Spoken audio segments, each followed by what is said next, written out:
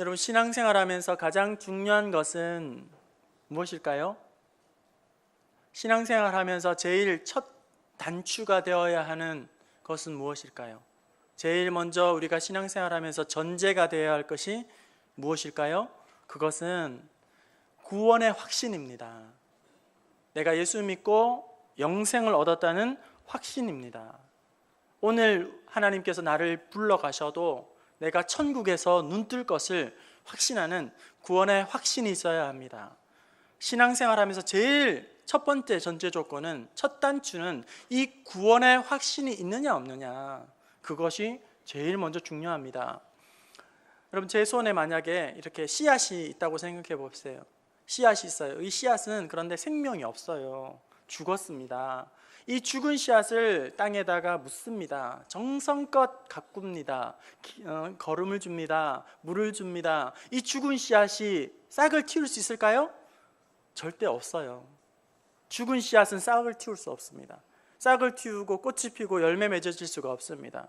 거기에 이미 생명이 없기 때문에요. 또 다른 씨앗이 있습니다. 이 씨앗은 죽은 것 같지만 생명이 있습니다.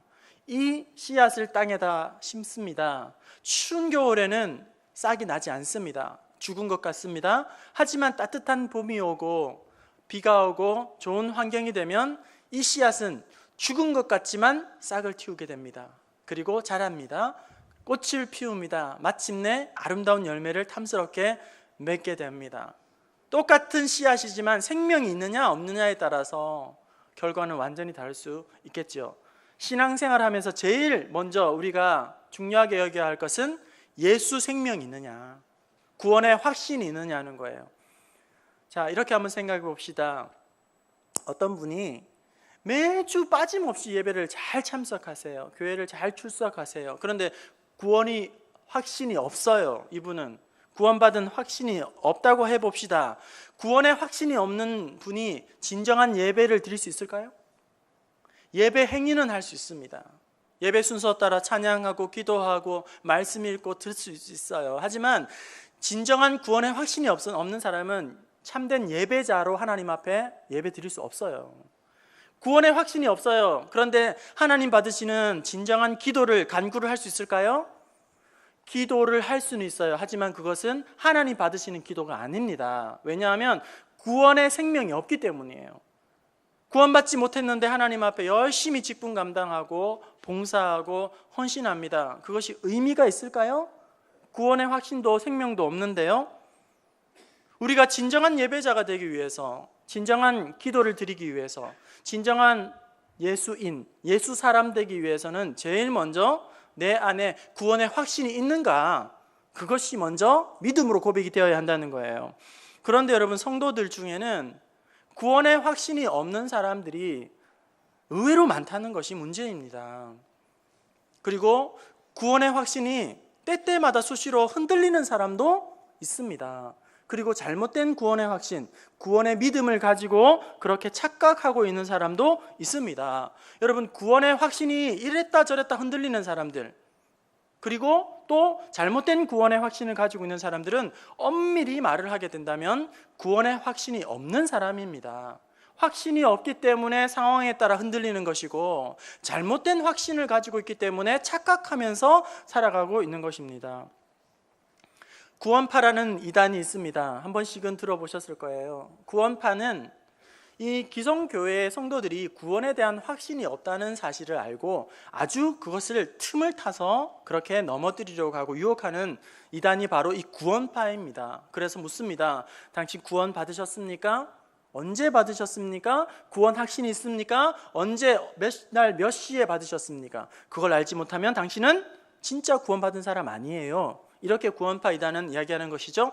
하지만 성경에 보면 구원받은 때와 시, 정확한 그 시와 때를 알아야지만 구원받는다는 말씀이 있습니까? 없습니까?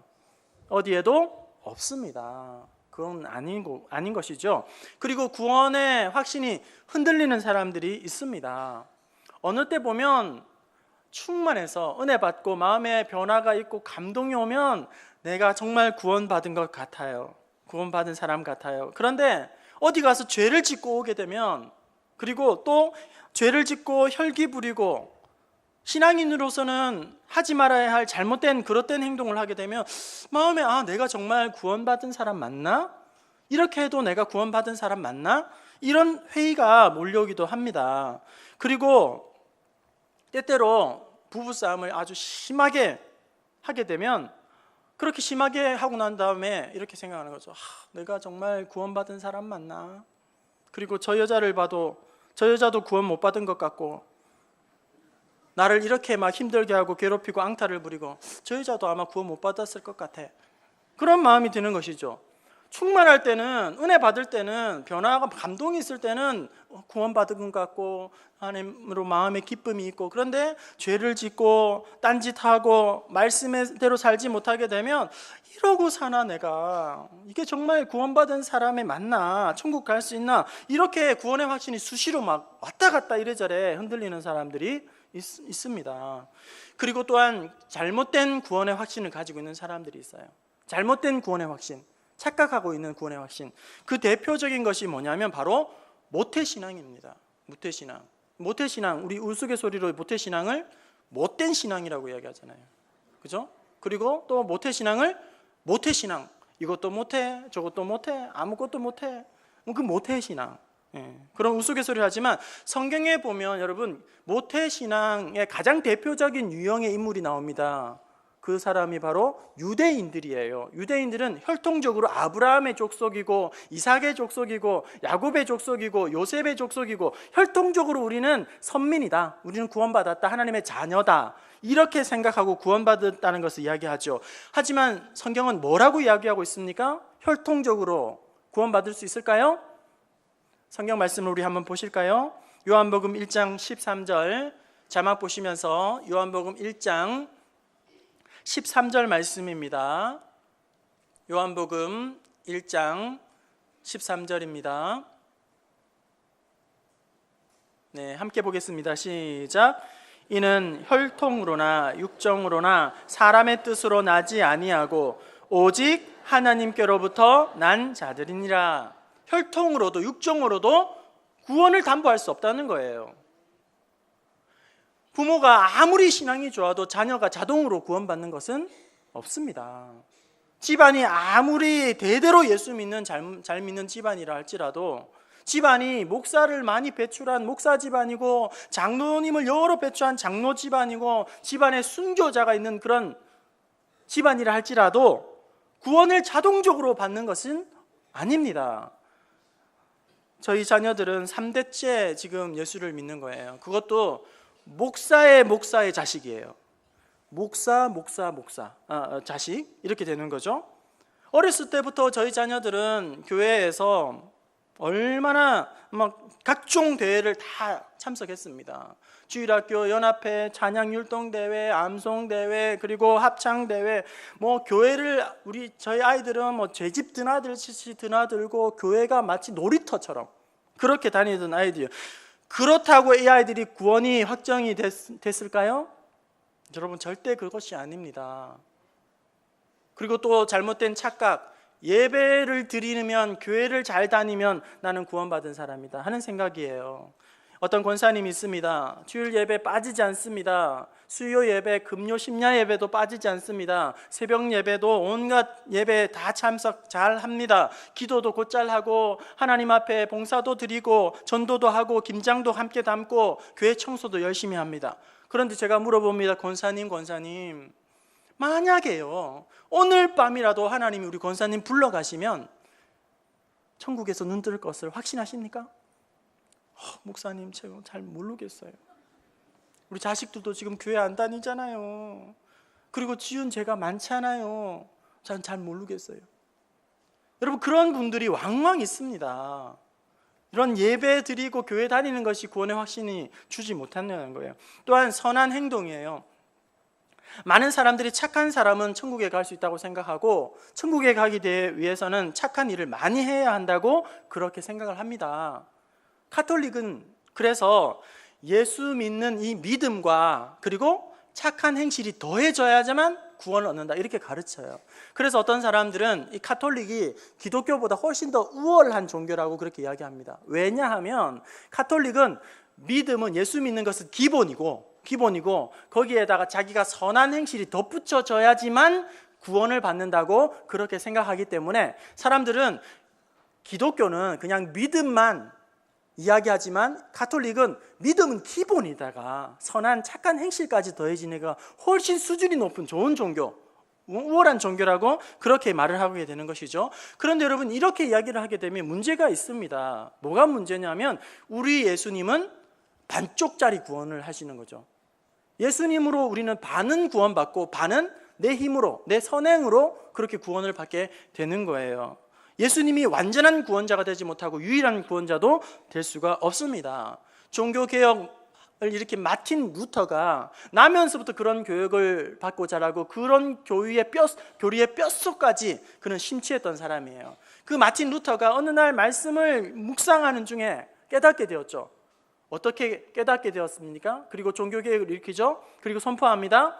오직 믿음, 오직 은혜, 오직 예수 그리스도. 그 다른 것이 덧붙여지면 그것은 하나님의 구원의 뜻이 아니다, 이단이 된다, 그렇게 말을 하는 거죠. 여러분, 흔들리지 않는 구원의 확신, 그리고 엉터리 같은 이 구원의 확신이 아니라 바른 구원의 확신, 제대로 된 흔들림 없는 구원의 확신은 어떻게 우리는 가질 수 있을까요? 성경 말씀 고린도후서 13장 5절 말씀을 우리 함께 봅시다. 흔들리지 않는 그런 엉터리 같은 구원 확신이 아니라 흔들리지 않는 확실한 구원의 확신은 어디에서 오는지 말씀 함께 읽어봅시다. 시작. 너희가 믿음 안에 있는가? 너희 자신을 시험하고 너희 자신을 확증하라. 예수 그리스도께서 너희 안에 계신 줄을 너희가 스스로 알지 못하느냐? 그렇지 않으면 너희는 버림받은 자니라. 말씀을 잠깐 계속 띄워주십시오. 너희가 믿음이 있는지를 스스로 자신이 시험해보고 확증해보라, 이렇게 말씀을 하고 있어요. 확증하고 스스로 시험해보라, 내 안에 믿음이 있는지를 확신해보라, 이렇게 하는 거죠. 다시 말하면 너희 안에 구원에 대한 믿음이 있느냐, 영생에 대한 확증이 있느냐, 그리고 천국에 갈 수 있는 증거가 있는지 스스로 시험해보고 확인해보아라, 점검해보아라, 이렇게 하는 거예요.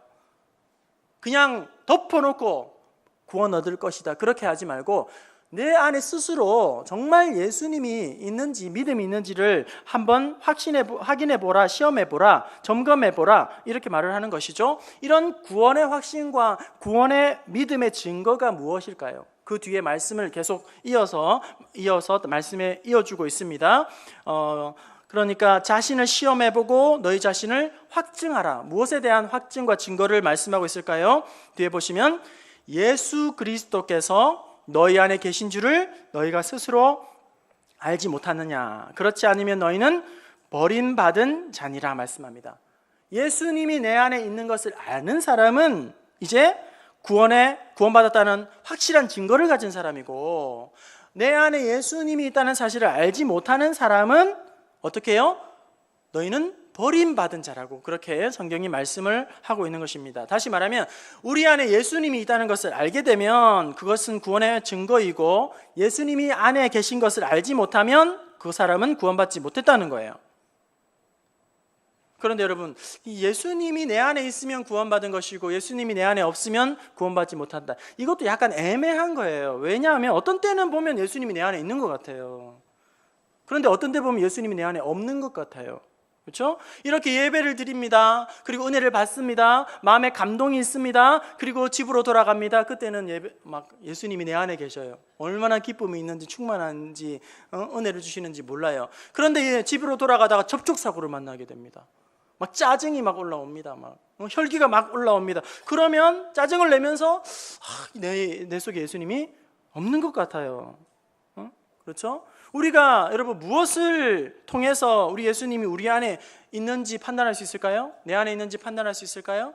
많은 사람들이 마음의 변화, 어떤 감동, 느낌, 그런 것으로 말미암아 자기가 예수님이 계시다 이렇게 생각하는 거예요. 마음이 기쁨이 있고 평안이 있고 하나님 앞에 충만하게 은혜를 받으면 예수님이 내 안에 있는 것 같고, 은혜가 사라지고 사그라지고 뭔가 물질적으로 어려움이 생기고 또 낙심이 되고 절망이 찾아오게 되면 내 안에 예수님이 없는 것 같아요. 떠난 것 같아요. 여러분, 우리 청소년들을 이제 수련회를 하게 되는데, 수련회를 2박 3일 하고 오고, 우리 청소년들, 사춘기 청소년들 3박 4일 이렇게 하고 오면 아주 충만해서 목이 쉬어가지고 막 와가지고 막 얼마나 하나님이 자기를 사랑하시는지, 그렇게 안에 계시는지 그렇게 막 기뻐하죠. 그런데 시험 기간만 되면 예수님이 없어져요, 이 아이들에게. 수련회를 갔다 오면 충만한데 예수님이 자기를 얼마나 사랑하시는지 막 은혜가 되는데, 중간고사, 기말고사가 되면 예수님이 없어요. 오히려 시험 공부 막 학원 달려가고 어떻게 되면 뭐 점수 올릴까 그 생각으로, 이럴 때는 예수님이 있는 것 같은데 이럴 때는 예수님이 없는, 수시로 반복되기는. 그러니까 여러분, 이것은 자신의 느낌이나 감정이나 어떤 그런 기분에 따라서 예수님이 있고 없고는 이것이 판단할 수가 없다는 거예요. 우리의 마음과 우리의 감정과 우리의 기분은 수시로 달라지게 됩니다. 어제가 다르고 오늘이 다르고 내일이 달라지게 되는 거예요. 우리 안에 예수님이 있는가 없는가는 가장 확실한 방법은 바로 진리의 말씀인 것이죠. 말씀을 통해서 우리 안에 예수님이 계신지 안 계신지를 우리는 똑똑하게 확인할 수가 있는 것입니다. 오늘 나의 감정과 생각과 느낌이 아니라 진리의 말씀을 통해서 우리 안에 계신 예수님을 만날 수 있기를 원합니다. 예수님은 여러분, 우리 안에 어떻게 거하실까요? 어떤 방법으로 거하실까요? 우리 예수님은 성령으로 우리 안에 거하십니다. 예수님은 부활하시고 승천하셔서 지금은 하나님의 보좌 우편에 앉아 계시죠. 승천하시고 우리 예수님께서 우리 가운데에 보혜사 성령님을 보내주셨습니다. 성령님으로 말미암아 오늘 우리 안에는 예수님께서 함께 거하십니다. 이것이 바로 우리 예수님이 거하시는 방식이에요. 그런데 여러분, 안타깝게도 많은 그리스도인들이 성령의 임재를 통해서 우리와 함께 하시는 예수님에 대해서 분명하게 알지 못한다는 거예요. 성령이 내 안에 계시다는 분명한 증거, 그것을 아는 것이 필요합니다. 그래야, 성령이 내 안에 계셔야 우리 예수님과 인격적인 만남과 친밀한 교제, 그리고 하나님과 동행하는 은혜를 맛보게 누리게 된다는 것이죠. 이제 말씀을 통해서 성령이 정말 내 안에 계시는가 하는 그 증거를 찾아보기를 원합니다. 오늘 3가지 정도로 확인해 보려고 하는데, 이 3가지 증거를 말씀을 통해서 우리가 구원받았는지 안 받았는지를 분명하게 확인하는 귀한 시간 될 수 있기를 바랍니다. 이 증거는 어떻게 보면 참 시시하게 볼 수도 있어요. 하지만 이 증거는 결코 시시한 것이 아닙니다. 성령이 내 안에 거하시는 첫 번째 증거는 무엇일까요? 그것은 예수님을 나의 주님으로 고백한다는 거예요. 성령이 내 안에 거하시는 확실한 증거 첫 번째, 예수님을 나의 주님으로 고백한다는 거예요. 오늘 성경 본문 말씀 고린도전서 12장 3절 말씀 우리 다시 한번 읽어볼까요? 고린도전서 12장 3절 말씀 우리 자막 보시면서 함께 읽어보도록 하겠습니다. 읽어보겠습니다. 시작.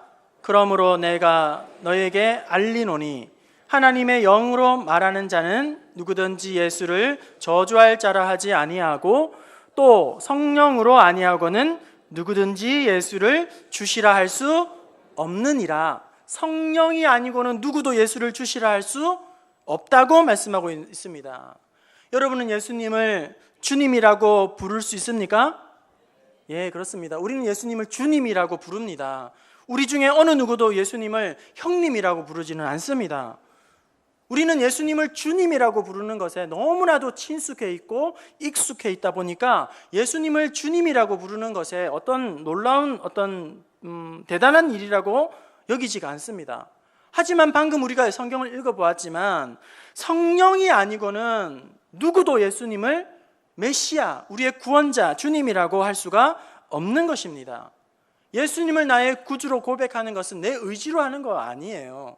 나의 열심으로 하는 게 아닙니다. 예수님이 나의 구원자이십니다. 나의 노력으로 고백할 수 있는 것이 아닙니다. 오직 성령의 역사하심으로 말미암아, 성령의 증거로 말미암아 우리가 예수님을 나의 주님으로 고백할 수 있는 것입니다. 여러분, 불신자들은 예수님을 절대 주님이라고 부르지 않습니다. 주님이라고 고백하지 않습니다. 불신자들에게 물어보세요. 예수님이 누구입니까? 그러면 4대 성인 중에 하나라고 이야기를 할 거예요. 그리고 절대 자기의 주님이라고 고백을 하지를 않을 겁니다. 왜냐하면 불신자들의 마음 안에는 예수님을 나의 주님으로 믿게 하는 성령님이 계시지 않기 때문이에요. 교회 안 다니는 사람들은 예수님이 누군지 알죠? 그리고 12월 25일이 예수님의 탄생을 기념하는 성탄절이라는 것도 너무나도 잘 알고 있습니다. 하지만 그 사람들은 예수님을 절대로 주님이라고 고백하지 않습니다. 여러분, 우리가 예수님을 주님이라고 고백하는 것은 굉장한 일이고 놀라운 사건이 아닐 수가 없어요. 왜냐하면 여러분, 사실 예수님을 주님이라고 부르는 것은 죽음 앞에서도 예수님을 주님이라고 부를 수 있다는 그런 고백이 담겨 있기 때문입니다. 이것은 초대교회 성도들을 보게 되면 로마의 황제를 주님이라고 부르지 않는 이유 때문에 그들은 엄청난 박해를 받습니다. 로마의 황제만이 주님이라고 불러야 한다, 주라고 해야 한다. 하지만 예수 믿는 사람은 로마의 황제를 주님이라고 부르지 않는 이유 때문에 그는 감옥에 가고 핍박을 당하고 실제로 많은 사람들이 로마의 황제를 주님이라고 부르지 않는 것 때문에 순교를 당하게 됩니다. 그런 박해를 받으면서도 그들은 로마의 황제를 주님이라고, 주라고 부르지 않는 이유는 주님은 두 분이 될 수 없기 때문이에요. 그들에게 유일한 구원자는 바로 예수 그리스도 한 분밖에 없기 때문입니다. 이런 믿음은 스스로에게서 나오는 것이 아니에요. 우리 예수님이 주님이시다, 그건 자기 암시나 자기 주문이나 정신통일로 주문을 외우면서 그렇게 주님을 고백하는 것이 아닙니다. 그리스도인들이 예수님을 주님이라고 고백할 수 있는 것은 그 안에서 성령께서 믿음으로 고백해 하시기 때문입니다. 예수님을 주님으로 고백하는 사람은 그 안에 성령이 계시다는 확실한 증거인 것입니다. 두 번째로, 성령이 그 안에 계신 사람은 하나님을 아버지라고 부르게 됩니다. 여러분, 만약에 여러분이 하나님을 아버지라고 부른다게 된다면 여러분 안에는 예수님이 계시고 성령이 계시다는 증거입니다. 성경 말씀을 보실까요? 로마서 8장 15절과 16절 말씀입니다. 함께 보겠습니다. 시작. 너희는 다시 무서워하는 종의 영을 받지 아니하고 양자의 영을 받았으므로 아빠 아버지라고 부르짖느니라. 성령이 친히 우리 영과 더불어 우리가 하나님의 자녀인 것을 증언하시나니. 여러분, 하나님을 아버지라고 부르게 된다면, 부를 수 있다면 여러분 안에는 성령이 계시다는 확실한 증거입니다.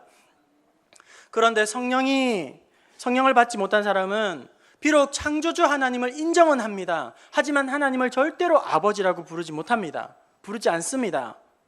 방금 우리가 15절을 읽어보았지만 너희는 다시 무서워하는 종의 영을 받지 아니하고 양자의 영을 받았으므로 우리가 아빠 아버지라 부르느니라. 그죠? 구원받은 사람은 양자의 영을 받았기 때문에 하나님을 아버지라고 부르게 됩니다. 하지만 구원받지 못한 불신자들은 무서워하는 종의 영을 받았기 때문에 하나님을 아버지라고 부르지 못하는 거예요. 야고보서 2장 19절에 보면 귀신도 하나님을 알고 있다, 그리고 하나님을 알고 두려워 떠느니라, 이렇게 말씀하고 있습니다. 죄로 말미암아, 십자가를 말미암아 죄의 이 사함을 받지 못한 사람들은 누구나 하나님 앞에 서게 되면 두려움에 사로잡히고 공포에 사로잡히고 떨 수밖에 없는 것입니다. 여러분, 우리는 너무나도 익숙하게, 친숙하게 하나님을 아버지라고 부르고 있기 때문에 다 그렇게 하는 것처럼, 간단한 것처럼 여겨지지만 절대로 그렇지 않습니다. 여러분, 하나님의 독생자 아들은 누구이죠? 하나님의 독생자 아들은 예수님이시죠? 예수님이 바로 하나님의 아들이에요. 그렇죠? 그런데 우리가 하나님을 부르게 되면 뭐라고 불러야 됩니까? 하나님의 독생자 아들이 예수님이에요. 예수님이 아들입니다. 그러면 하나님을 우리가 뭐라고 불러야 되죠? 예수님 아버지라고 불러야 되잖아요. 그렇잖아요? 하나님의 아들 예수님인데 그 하나님 우리가 부를 때 예수님의 아버지라고 불러야 되지 않습니까? 하나님, 예수님 아버님 이렇게 불러야 되지 않습니까? 그런데 우리는 하나님을 예수님 아버님으로 부르지 않고 아버지 그냥 불러요. 그렇죠? 여러분, 우리 교회 안에 영아부부터 청소년들, 중고등부 아이들 다 합치면 한 120, 30명 그렇게 됩니다. 금요 기도회나 이렇게 우리 사춘기 청소년들, 중고등부 아이들이 오게 되면 제가 꼭 그냥 지나치지 않고 이렇게 남자아이들은 다가가서 안아줍니다. 아들처럼 제가 안아주고요. 여자아이들은 이렇게 반갑게 하이파이브를 탁 하면서 그렇게 제가 인사를 하거든요. 중고등부 아이들이 있을 때마다 제가 그렇게 아들처럼 딸처럼 여기고 다가가고 인사를 하고 반갑게 맞이하지만 저를 아버지라고 부르는 사람은 그 중에서 딱 2명밖에 없어요. 딱 2명밖에 없어요. 제 사무실에 무턱대고 막 아무나 못 들어옵니다.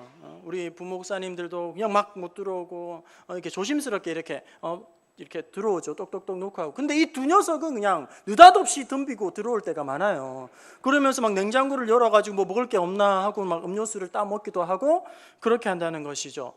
이 둘만 저를 아버지라고 해요. 그리고 제가 아무리 사랑스럽고 반갑고 안아주고 그런 우리 청소년들 자녀들이 있지만 죄송하지만 나머지는 남의 자식들이에요. 그렇죠? 그 애들은 저를 목사님 이렇게 불러요. 그리고 누구 아빠, 누구 아버지 이렇게 부릅니다. 그런데 여러분, 우리가 하나님을 예수님 아버지라고 부르는 것이 아니라 하나님을 아빠, 아버지라고 그렇게 우리가 부르고 있잖아요. 왜일까요? 예수님을 영접하면 우리 안에 예수님이 함께 거하시면서 하나님을 아버지라 부를 수 있는 특권을 우리가 받기 때문입니다.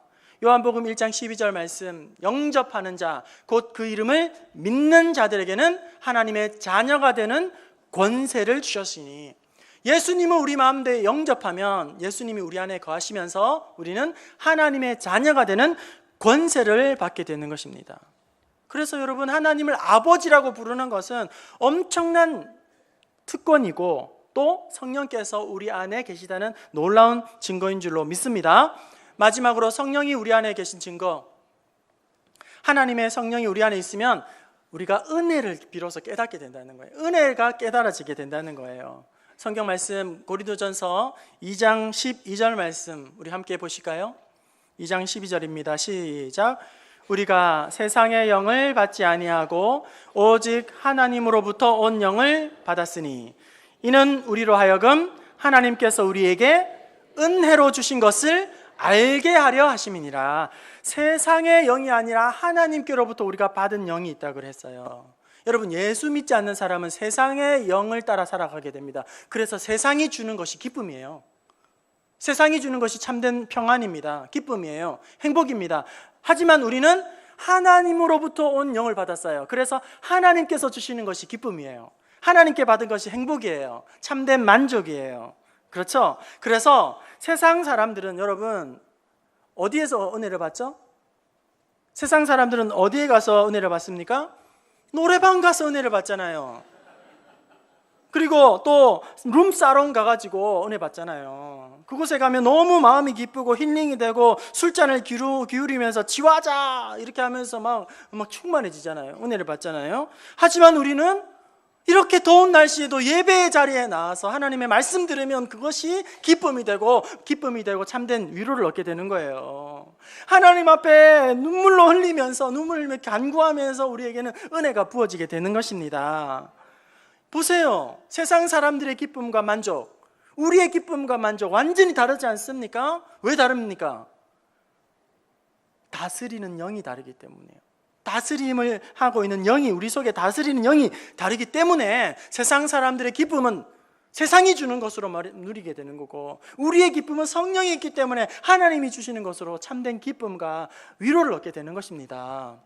우리 남자분들은 군대 교회를 가게 되면 아주 특별한 하나님의 은혜를 체험하게 됩니다. 하나님의 은혜를 받게 됩니다. 군대 교회에 가게 되면 예배당에 들어가기만 해도 은혜가 돼요. 예배당에 앉기만 해도 눈물이 그냥 툭툭툭툭 이렇게 막 떨어져요. 참 신기하죠? 군대를 가게 되면 처음에는 바로 예배를 못 드립니다. 주일이 되어도. 가입소 기간이라고 해서 관찰하는 시간을 갖게 돼요. 한 일주일 혹은 10일 정도 지나게 되면 비로소 첫 번째 예배를 드리게 됩니다. 그렇게 이제 머리 빡빡 깎고 앉아가지고 이제 예배당에 가게 되면 예배당에 들어오는 순간부터 막 마음이 막 얼마나 무너지는지. 세상에서는 시시하게 신앙생활하고 막 삐리삐리하게 신앙생활하던 아이들도 그냥 군대에 가가지고 처음 예배드리면 그냥 흐느끼면서 막 꺼이꺼이 하면서 그렇게 눈물이 툭툭 떨어지면서 막 울면서 예배를 드립니다. 왜 그럴까요? 왜 그럴까요? 그 속에 성령이 다스리고 있기 때문이에요. 성령이 감동의 은혜가 있기 때문이에요. 그런데 같이 앉아 있어도 어떤 장면들은 멀뚱멀뚱하고 막 눈물 이런 거 없습니다. 그냥 막 가만히 앉아 있다가 돌아갑니다. 왜일까요? 똑같은 자리에 앉아 있는데 어떤 사람은 눈물을 흘리면서 막 하나님의 사랑에 감격하는데, 어떤 사람들은 그냥 멀뚱멀뚱 앉아가지고 있다가 막 졸다가 꾸벅꾸벅 하다가 돌아갑니다. 왜이죠? 그 사람은 정말로 초코파이 때문에 교회 온 거예요. 한 가지 생각밖에 없어요. 초코파이 언제 주나? 언제 끝나나? 하나님의 은혜도 모르고, 하나님 앞에 뭐 죄도 모르고, 회개도 모르고, 감사도 모르고, 아무것도, 십자가도 모르고, 구원도 모르고, 심판 아무것도 몰라요. 그냥 딱 하나 생각나는 거는 초코파이. 초코파이 언제 주나? 그러다가 그냥 가는 거예요. 그러니 무엇이 우리에게 무엇에 감동을 받느냐, 우리 안에 감동을 받느냐에 따라서 그 사람이 성령이 다스림을 받는 사람이냐, 아니면 세상의 영이 다스리고 있는지를 우리는 알게 된다는 겁니다.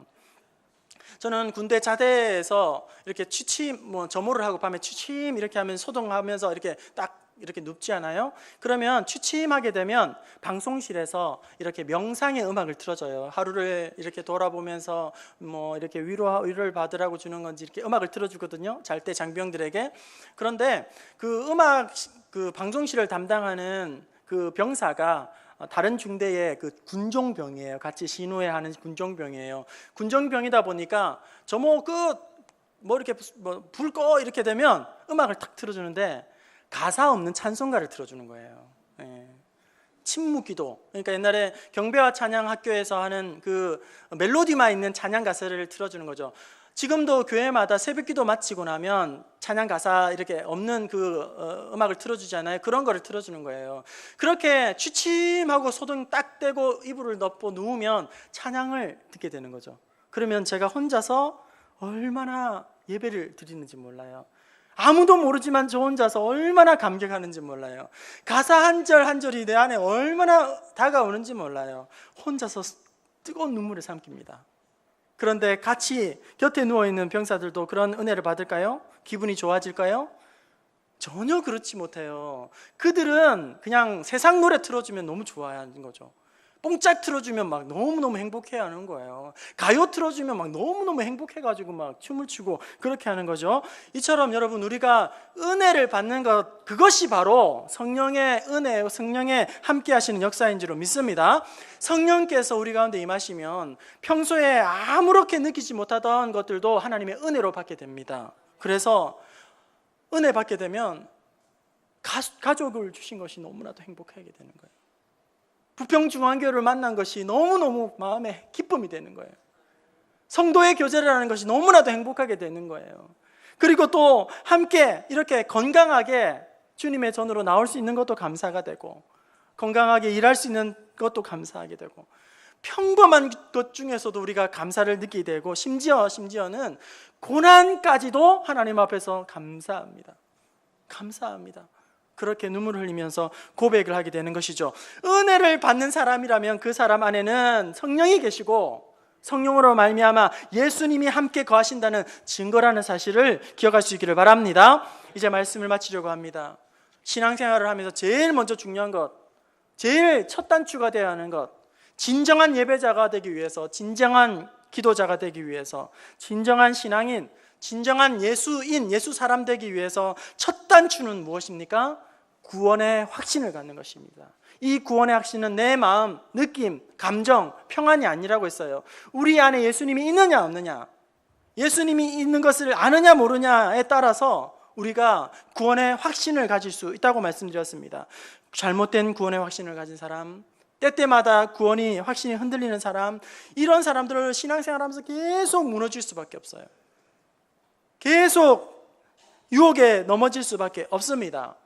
예수님이 내 안에 계시는가, 계시지 않는가, 부활하신 예수님이 성령으로 우리 안에 거하신가, 거하시지 않는가, 그것이 확실한 증거가 되는 것은 말씀이요, 말씀 가운데에 예수님이 나의 주님으로 고백할 수 있는 사람, 그리고 하나님을 아버지라고 고백할 수 있는 사람, 그리고 하나님의 은혜가 깨달아지는 그 사람은 구원의 분명한 확신을 가질 수 있는 사람이라는 사실을 여러분 기억할 수 있기를 바랍니다. 어떠한 환경과 상황이 온다 할지라도 구원의 확신이 흔들리지 마시기를 바랍니다.